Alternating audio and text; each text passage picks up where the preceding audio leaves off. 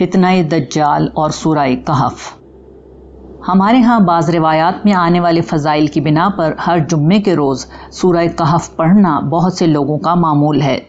متعدد روایات میں اس سورہ کی یہ تفصیل بیان ہوئی ہے کہ جمعے کے دن اس سورہ کی تلاوت اگلے جمعے تک ایک نور کا سبب بن جاتی ہے۔ امام البانی نے صحیح الترغیب و ترہیب میں ان روایات کو صحیح قرار دیا ہے، جبکہ امام مسلم نے اپنی صحیح میں یہ روایت کیا ہے کہ اس سورت کی ابتدائی بعض روایتوں کے مطابق آخری 10 آیات حفظ کرنے والا فتنہ دجال سے بچا لیا جاتا ہے۔ رسول اللہ صلی اللہ علیہ وآلہ وسلم نے ہر نماز کے بعد دجال کے فتنے سے اللہ کی پناہ مانگی ہے اور متعدد طریقوں سے نہ صرف اس فتنے پر متنبع کیا ہے بلکہ اس سے بچنے کا طریقہ بھی بتایا ہے۔ فتنہ دجال کیا ہے، یہ اپنی جگہ خود ایک تفصیلی بحث ہے۔ اس بارے میں اہل علم کی 3 آراء ہیں۔ ایک وہ جو سب سے زیادہ مقبول ہے کہ قیامت سے قبل ایک غیر معمولی قوتوں کے حامل شخص کا ظہور ہوگا جو ایک آنکھ سے کانا ہوگا۔ دوسری رائے جو بہت کم قبول کی گئی ہے کہ دجال کے بارے میں قرآن مجید کچھ نہیں کہتا اور جو کچھ آیا ہے وہ ناقابل یقین روایات پر مبنی ہے، اس لیے غلط ہے۔ جبکہ تیسری رائے یہ ہے کہ دجال کے حوالے سے جو کچھ تفصیلات احادیث میں آئی ہیں ان کی بنا پر یہ خبر ہے تو صحیح، مگر اس میں تمثیل کے اصول پر ایک فرد کی بجائے ایک فتنے کی خبر ہے جو دجل و فریب پر مبنی ایک تہذیب، نظام اور فکر و فلسفے کی شکل میں ظہور کرے گا اور کل انسانیت کو اپنی لپیٹ میں لے لے گا۔ ان لوگوں کے نزدیک دجال دھوکہ اور دجل و فریب پر مبنی وہ مادی تہذیب ہے جس میں اللہ تعالیٰ کی نفی کر کے زندگی کے حقائق کو سمجھا جاتا ہے۔ اس تہذیب کی صرف ایک آنکھ ہے جو مادیت کو دیکھتی ہے مگر روحانی اور غیبی حقائق کی منکر ہے۔ یہ اسباب تک محدود ہے اور مسبب الاسباب کی منکر، یقلیت کی اسیر ہے اور رسالت کی منکر۔ اس نے موجودہ مادی دنیا کے اسرار و رموز سے تو خوب پردے اٹھائے مگر آنے والی آخرت کی دنیا کو دیکھنے سے قطعاً عاجز ہے۔ مادیت اور اسباب میں اس نے غیر معمولی ترقی کی اور انسانی قوت کو اتنا بڑھا دیا کہ انسانی تاریخ میں اس کی کوئی مثال نہیں ملتی۔ اس نے دنیا کو اتنا حسین بنا دیا ہے کہ لوگ خدا کی کسی جنت کے طلبگار نہیں رہے۔ یہ دنیا ہی ان کی جنت اور یہی ان کی جہنم ہے۔ شاعر کے الفاظ مستعار لیں تو آج کی دنیا کے متعلق کہا جا سکتا ہے، تیرا ملنا تیرا نہیں ملنا، اور جنت کیا اور جہنم کیا۔ اس کے ساتھ تباہ کن ہتھیاروں، سود پر مبنی عالمی مالیاتی نظام، فحاشی پر مبنی گلوبل میڈیا وغیرہ کے ساتھ اس نے پچھلے 4000 برس سے دنیا بھر میں پھیلی ہوئی اور نبیوں کی قائم کردہ تہذیب کی بنیادیں ہلا کر رکھ دی ہیں۔ انسانی جان کی حرمت سے لے کر عفت و عصمت جیسی بنیادی تصورات اس کی نظر ہو چکے ہیں۔ انسانی جان کی حرمت سے لے کر عفت و عصمت جیسے بنیادی تصورات اس کی نظر ہو چکے ہیں۔ ایمان اور آخرت کی بجائے ہوس زر اور دنیا پرستی آج سب سے بڑی قدر بن چکے ہیں۔ لوگ جنت کو بھول کر دنیا کی جنت کے خواہش مند اور جہنم کو بھول کر دنیا کی محرومی سے لرزاں رہتے ہیں اور اس مقصد کے لیے ہر حد کو عبور کرنے کے لیے تیار رہتے ہیں۔ یہی اس دجالیت کی سب سے بڑی دین ہے۔ یہ وہ تیسری رائے ہے جسے اب سب سے زیادہ قبول حاصل ہو رہا ہے۔ اس کی وجہ یہ ہے کہ جو لوگ دوسری رائے کے حامل ہیں کہ دجال ایک فرد کا نام ہے، ان کی بڑی تعداد بھی اس بات کی قائل ہو چکی ہے کہ دجال کی قوت اصل میں یہی مادی تہذیب اور نظام ہے، نہ کہ اسے کوئی مافوق الفطری قوتیں حاصل ہوں گی۔ اور احادیث دجال میں جو کچھ بیان ہوا ہے وہ تمثیل کی زبان میں ہے۔ اس پس منظر میں جب سورہ کہف کے بیان کردہ فضائل اور اس سورت کے مضامین کا مطالعہ کیا جاتا ہے تو معلوم ہوتا ہے کہ یہ سورت ہر اعتبار سے فتنہ دجال سے تحفظ اور اس کی پھیلائی ہوئی گمراہی سے بچنے کا ایک نور ہے۔ سورہ کہف کی ابتدائی اور آخری آیات۔ سورہ کہف کے مضامین کا اگر جائزہ لیا جائے تو معلوم ہوتا ہے کہ قرآن مجید کے عمومی طریقے کے مطابق اس سورت کی ایک تمہید ہے اور آخر میں خاتمہ سورت کی آیات ہیں۔ اس تمہید اور خاتمے میں دین کی بنیادی دعوت یعنی توحید، آخرت کی سزا و جزا اور رسالت کا اثبات کیا گیا ہے۔ ساتھ میں دونوں جگہ پر یہ بتایا گیا ہے کہ دنیا کی زندگی اللہ تعالیٰ کے نزدیک کتنی بے وقت ہے۔ تمہید میں ارشاد ہوا، جو کچھ اس زمین میں ہے اسے ہم نے دھرتی کی رونق بنایا ہے تاکہ تمہیں آزمائیں کہ تم میں سے کون اس رونق کو مقصد زیست بنانے کی بجائے اچھے کام کرتا ہے، اور رہی یہ رونق تو عنقریب جو کچھ اس پر ہے ہم اسے ایک صاف میدان بنا دیں گے۔ خاتمے میں ارشاد ہوا، اے نبی ان سے کہو کہ کیا ہم تمہیں بتائیں کہ اپنے اعمال کے اعتبار سے سب سے زیادہ خسارے میں کون لوگ رہے؟ یہ وہ لوگ ہیں جن کی ساری کاوش دنیا کی زندگی میں کھو کر رہ گئی اور وہ یہ سمجھتے رہے کہ وہ بہت اچھا کام کر رہے ہیں۔ یہ آیات پڑھیے اور بار بار پڑھیے، کس لب و لہجے میں دنیا پرستی پر شدید تنقید ہو رہی ہے اور اس کی بے وقوتی واضح کی جا رہی ہے۔ ابتدا اور آخر کی یہی وہ آیات ہیں جن کے یاد کرنے پر صحیح مسلم کی روایت میں فتنہ دجال سے بچائے جانے کی بشارت دی گئی ہے۔ یہ روایت اگر ٹھیک ہے تو بلا شبہ ان آیات کو حفظ جاں بنانے والا فتنہ دجال سے محفوظ رہے گا، مگر شرط یہ ہے کہ دجال کا وہ دوسرا مفہوم اگر ٹھیک مانا جائے جس کے تحت فتنہ دجالیت مادی تہذیب کا وہ غلبہ ہے جو ہر خاص و عام کو جنت و جہنم سے بے نیاز کر کے دنیا کے پانے اور کھونے میں مگن کر دے گا۔ سورہ کہف کے مضامین کا ایک جائزہ۔ تمہید اور خاتمے کے علاوہ اس صورت میں مجموعی طور پر 4 واقعات بیان ہوئے ہیں اور ساتھ ہی قرآن مجید کے طریقے کے مطابق اللہ تعالیٰ کی طرف سے تبصرے بھی کیے گئے ہیں۔ پہلا واقعہ اصحاب کہف کا ہے، دوسرا واقعہ 2 آدمیوں کی ایک تمثیل ہے، تیسرا واقعہ موسیٰ و خضر ہے اور چوتھا ذوالقرنین بادشاہ کا قصہ ہے۔ ظاہر ہے میں اس مختصر مضمون میں آیات و واقعات کی تفصیل نہیں کر سکتا، میں صرف یہ بتاؤں گا کہ کس طرح ان 4 واقعات میں اللہ تعالیٰ نے بڑے نمایاں طریقے پر یہ واضح کیا ہے کہ گرچہ یہ دنیا عالم اسباب ہے جس میں اللہ تعالیٰ پردہ غیب میں رہتے ہیں، لیکن یہ کارخانہ اسباب اسی کی مرضی و منشا کے مطابق چلتا ہے، جس میں خدا کو بھول کر جینے کا انجام بدترین تباہی ہے اور اسے یاد رکھنے کا نتیجہ ابدی کامیابی ہے۔ جو لوگ دنیا کی زندگی کو سب کچھ سمجھ بیٹھے ہیں وہ شدید غلطی پر ہیں، اور اس صورت میں اسی غلطی سے لوگوں کو نکلنے کا درس دیا گیا ہے۔ اب آئیے ایک ایک کر کے ان واقعات کا جائزہ لیتے ہیں۔ اصحاب کہف کا واقعہ۔ سب سے پہلے اس صورت میں کچھ نوجوانوں کا واقعہ بیان ہوا ہے جو روم کی بت پرست حکومت کے شہری تھے، مگر حضرت عیسیٰ کے مخلص پیروکاروں کی دعوت دین پر ایمان لا کر شرک سے تائب ہو گئے تھے۔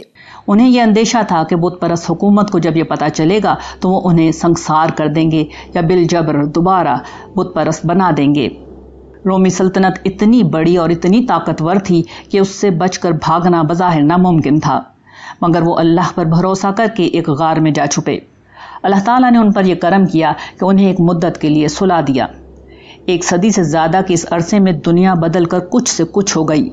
قسطنطین نامی مشہور رومی حکمران نے عیسائیت قبول کر لی اور یوں ہر طرف مسیحیت کا غلبہ ہو گیا، مگر اس زمانے میں حضرت عیسیٰ کی اصل تعلیمات میں طرح طرح کی تحریفات اور بدعات کا آغاز ہو چکا تھا۔ چنانچہ ایک بحث یہ چھڑ گئی تھی کہ موت کے بعد دوبارہ زندگی کس طرح ممکن ہے۔ یہی وہ زمانہ تھا جب اللہ تعالیٰ نے ان کی ہدایت کے لیے یہ خصوصی اہتمام کیا کہ سوئے ہوئے ان اصحاب کہف کو جگا دیا۔ وہ یہ سمجھے کہ وہ 1 دن سوئے ہیں، چنانچہ وہ ڈرتے ڈرتے کھانے کی تلاش میں شہر گئے، مگر جب کھانا لینے والے نے دکاندار کو پیسے دینا چاہے تو دکاندار نے اسے پکڑ لیا، کیونکہ جو سکہ اس نے دیا تھا وہ بہت پرانا تھا۔ تحقیق ہوئی تو معلوم ہوا کہ یہ تو پرانے زمانے کے لوگ ہیں جو اللہ تعالیٰ کی قدرت سے عرصے تک سوتے رہے اور ان کو کچھ بھی نہ ہوا۔ ان کا دوبارہ اٹھنا گویا اللہ تعالیٰ کی طرف سے حیات بعد از ممات کی بحث میں ایک فیصلہ کن رہنمائی تھی۔ یہ واقعہ 2 بڑے اہم اسباق اپنے اندر رکھتا ہے۔ ایک یہ کہ اگر خارج میں بدترین ماحول ہو تب بھی اللہ تعالیٰ اپنے بندوں کی مدد کرتے ہیں اور اس میں وہ اسباب کے پابند نہیں ہوتے۔ وہ ماورائے اسباب بھی اپنے بندوں کی مدد کر سکتے ہیں، کیونکہ انہوں نے یہ دنیا اسباب کے اصول پر بنائی تو ضرور ہے مگر وہ اس کے پابند نہیں۔ اس سے بڑا اور اہم سبق یہ ہے کہ یہ دنیا کی زندگی اللہ تعالیٰ کے نزدیک اصل زندگی نہیں، بلکہ وہ زندگی موت کے بعد شروع ہوگی جب سارے مردے دوبارہ اٹھائے جائیں گے۔ اصحاب کہف کا واقعہ اس بات پر یقین کا ایک زندہ ثبوت ہے۔ چنانچہ تہذیب جدید کے اسباب اور دنیا کی رنگینیوں میں کھو کر خدا اور آخرت کو بھول جانے کا رویہ قطعاً درست نہیں، بلکہ ہر مشکل کو جھیل کر خدا پر بھروسہ کر کے اس کی پسند کی زندگی گزارنا ہی اصل مقصود ہے۔ تیسرا یہ کہ اسباب کی وجہ سے خدا کو مائنس نہیں کیا جا سکتا، کیونکہ وہ تو اسباب سے بالا تر ہے اور بار بار مداخلت کر کے یہ بتاتا رہتا ہے کہ یہاں اسباب سے بلند تر ایک ہستی موجود ہے۔ باغ والے کا واقعہ۔ یہ واقعہ جیسے کہ پیچھے بیان ہوا ایک تمثیل ہے۔ یہ تمثیل دراصل ان 2 گروہوں کی ہے جن کا ذکر اصحاب کہف کے واقعے کے فوراً بعد آیت نمبر 27 تا 31 میں ہوا ہے۔ پہلا گروہ ان غریب، کمزور اور زیادہ تر اصحاب کہف کی طرح نوجوان صحابہ کرام کا تھا جن کا کل سرمایہ یاد الہی تھی۔ دوسری طرف دنیا کی زیب و زینت پر مر مٹنے والے وہ کفار مکہ تھے جو اللہ کو بھول کر خواہشات کی پیروی کرتے ہوئے بے اعتدالی کی زندگی گزار رہے تھے۔ آیت 32 سے یہ تمثیل شروع ہوتی ہے۔ اس میں دو گروہوں کی نمائندگی دو افراد کرتے ہیں۔ پہلا فرد سرسبز و شاداب انگور کے 2 باغوں کا مالک ہے۔ باغ بھی ایسے کہ ان کے تمام اطراف کھجور کے درخت لگے ہوئے ہیں اور دونوں باغوں کے بیچ میں کھیتی، جسے سیراب کرنے کے لیے ان کے درمیان نہر رواں پانی کی نہر موجود تھی۔ ایک ایسے موقع پر جب اس کے باغ خوب پھل پھول رہے اور پیداوار سے لدے ہوئے تھے، اس کی ملاقات اپنے ایک غریب ہم نشین سے ہوئی۔ قرآن نے یہ بیان تو نہیں کیا، مگر قرائن سے لگتا ہے کہ اس غریب نے اسے آخرت کی زندگی پر ایمان کی دعوت دی۔ جواب میں اس نے کبر و نخوت کے ساتھ اس ہم نشین پر اپنے مال و دولت، مقام و مرتبے اور اس پر اپنی برتری کا اظہار کیا۔ پھر وہ اسے لے کر اپنے باغ میں گیا اور بڑے فخر و اعتماد سے بولا کہ میں نہیں سمجھتا کہ یہ باغ کبھی ویران بھی ہوگا یا کبھی قیامت آئے گی۔ اگر کبھی ایسا ہوا بھی تو اسے اپنے رب کی طرف سے وہاں بھی بہتر مقام ہی ملے گا۔ ہم نشین نے اسے اس کے کفر و غرور پر کچھ تنبیہ کی اور کچھ سمجھایا۔ اسے بتایا کہ صحیح رویہ یہ ہے کہ انسان نعمت و انعام کی حالت کو عطیہ الہی سمجھ کر اس کا شکر گزار بنے، نہ کہ اسے اپنی قوت و صلاحیت کا نتیجہ سمجھ کر تکبر میں مبتلا ہو جائے۔ مگر اس نے نہ سنا نہ سمجھا۔ آخر ایک روز اس کا باغ کسی آندھی اور بگولے کی نظر ہو گیا۔ یوں اس کے حصے میں پچھتاووں کے سوا کچھ نہیں آیا۔ ایک دفعہ پھر اس تمثیل میں یہ واضح کیا گیا ہے کہ دنیا کی کامیابی کوئی کامیابی نہیں، یہ کسی لمحے میں بھی خاک میں مل سکتی ہے، وگرنہ آخرکار موت نے خود انسانوں کو خاک میں ملا دینا ہے۔ اس کے دھوکے میں آ کر خدا کی یاد اور اس کی ملاقات کو فراموش کر دینا اور دنیا کی حقیر پونجی پر تکبر کرنا سر تا سر نادانی ہے۔ اسی حقیقت کو اس تمثیل کے فوراً بعد ان الفاظ میں کھول کر بیان کیا گیا ہے۔ ان سے دنیا کی زندگی کی مثال بھی بیان کر دو۔ وہ ایسی ہے جیسے پانی جسے ہم نے آسمان سے برسایا تو اس کے ساتھ زمین کی روئیدگی مل گئی، پھر وہ چورا چورا ہو گئی کہ ہوائیں اسے اڑاتی پھرتی ہیں، اور اللہ تو ہر چیز پر قدرت رکھتا ہے۔ مال اور بیٹے تو دنیا کی زندگی کی رونق و زینت ہیں، اور نیکیاں جو باقی رہنے والی ہیں وہ ثواب کے لحاظ سے تمہارے پروردگار کے ہاں بہت اچھی اور امید کے لحاظ سے بہت بہتر ہے۔ آیت 44 تا 46۔ قصہ موسیٰ و خضر۔ کفار مکہ کو کچھ تنبیہات کے بعد اگلا واقعہ حضرت موسیٰ علیہ السلام کا بیان ہوا ہے۔ یہ غالباً اس زمانے کا ذکر ہے جب ان کی قوم فرعون کی غلامی میں بدترین مظالم کا شکار تھی۔ ایمان لانے والے ستائے جا رہے تھے اور فرعون اور اس کے ظالم ساتھی ہر طرح کی دنیاوی فراخی اور کامیابی حاصل کیے ہوئے تھے۔ چنانچہ اللہ تعالیٰ نے حضرت موسیٰ علیہ السلام کو ایک سفر پر بھیجا۔ ان کے ساتھ ان کے ایک نائب یوشع بن نون بھی تھے جو ان کے بعد ان کے خلیفہ اور پیغمبر بنے۔ ان کی ملاقات اللہ کے خصوصی بندے جن کا نام خضر بیان کیا جاتا ہے سے ہوئی۔ ان کے ساتھ حضرت موسیٰ کا سفر شروع ہوا تو 3 واقعات پہ در پہ ایسے پیش آئے جن کی کوئی توجیہ ممکن نہیں تھی۔ پہلا یہ کہ حضرت خضر انہیں لے کر ایک کشتی پر سوار ہوئے اور اس کشتی میں بلا وجہ سوراخ کر دیا۔ کسی کو یوں مالی نقصان پہنچانا ایک بڑی معیوب حرکت تھی۔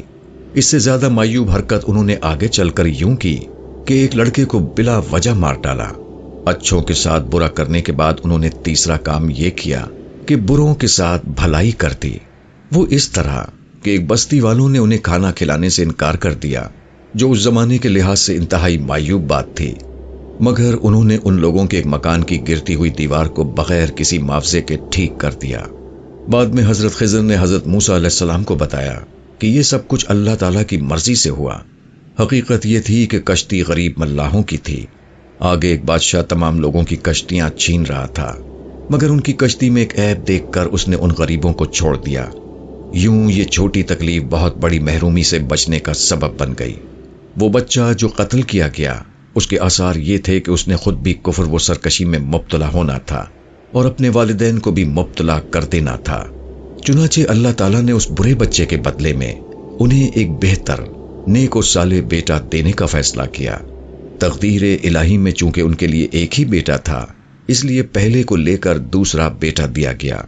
रही वो बस्ती, तो एहसान उस बस्ती वालों पर नहीं बल्कि उस नेक शख्स के यतीम बच्चों पर किया गया जो अपना तहफ़्फ़ुज़ खुद नहीं कर सकते थे।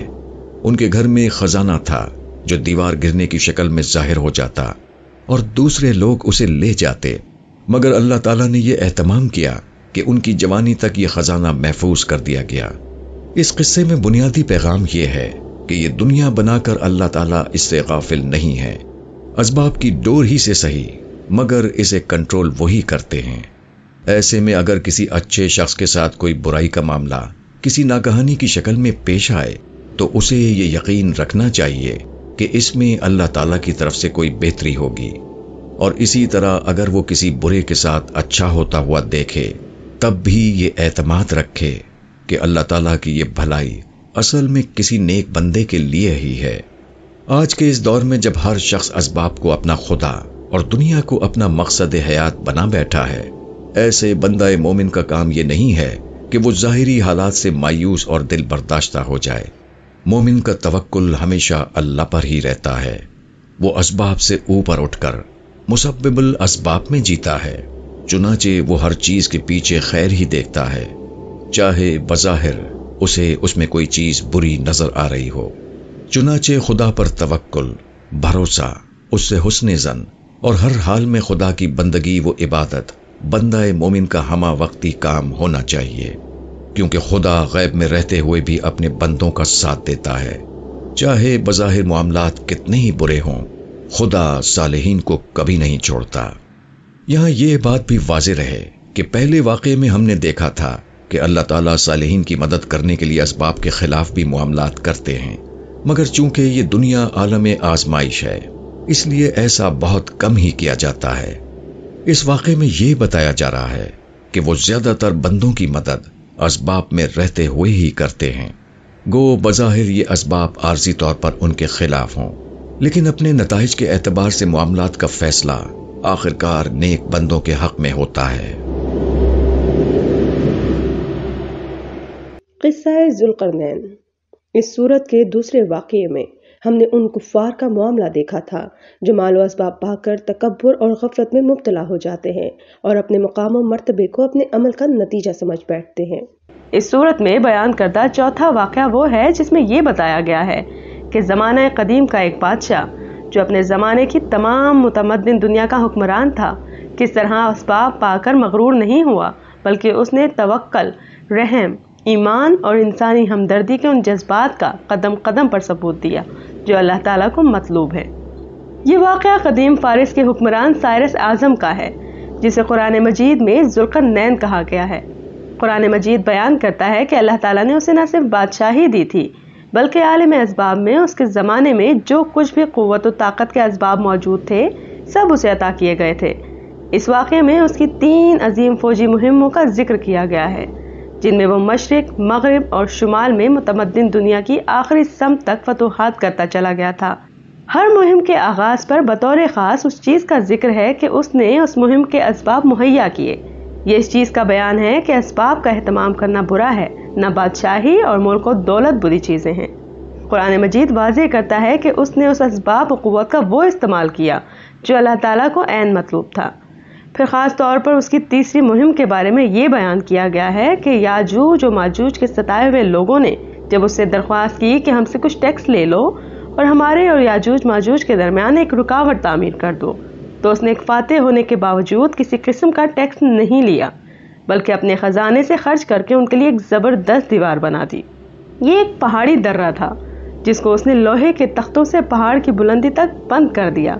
फिर उसे मजबूत करने के लिए लोहे को आग में दहका कर पिघला हुआ तांबा उस पर उंडेल दिया गया, ताकि ना याजूज माजूज उसे चढ़कर उबूर कर सके, ना उसमें नक्ब लगा सके।